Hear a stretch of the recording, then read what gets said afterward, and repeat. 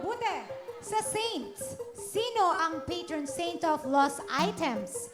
O pwedeng hingian ng tulong pag may bagay na nawala o nanakaw? Sa 1, Saint Anthony. Sa 2, Saint Vincent. Sa 3, Saint Philomena. 1, 2, 3, go!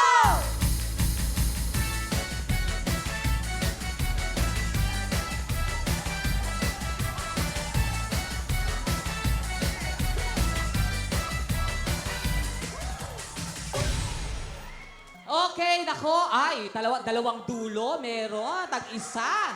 Meron na kaya maglalaro sa jackpot round? Or tama ang 2? Mami, alam niyo po ba ito? Hindi po. Inulaan niyo lang. Up.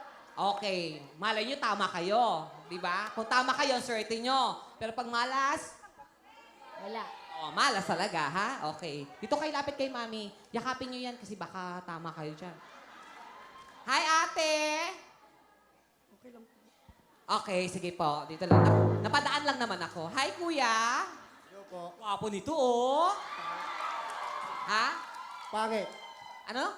Pangit nga. Hindi, walang taong pangit. Walang taong pangit. Tandaan mo yan. Lahat ng nilikha ng Diyos, maganda at gwapo. Totoo.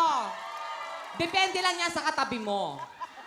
Diba? Kung yung katabi mo gwapo talaga, eh di magiging ano ka talaga, ha?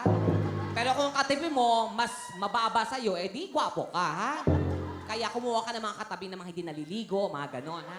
Para gwapo ka talaga. May asawa? Meron. Ilan anak? 2. Nakadalawa ka na. Okay. Kamukha ko ba asawa mo? Oo. Kamukha ko asawa mo? Ano? Kamukha ko asawa mo? Oo, mukha mo. Maganda asawa mo? O, ikis mo nga. Paano mo kinikiss yung asawa mo? Saan mo kinikiss? Sa lips o sa pisngi? Sa pisngi lang, sa pisngi. Sa pisngi. O, sige nga. Kunwari ako yung asawa mo.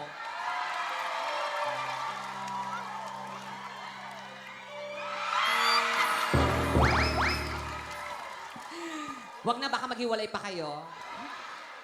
Hello mga kapuso! I am Amira Teng. Nagustuhan niyo ba ang video na to? Marami pa kami inihanda para sa inyo. Mag-subscribe lang sa official YouTube channel ng Wawa Wins and don't forget to hit the bell button para lagi kayong updated.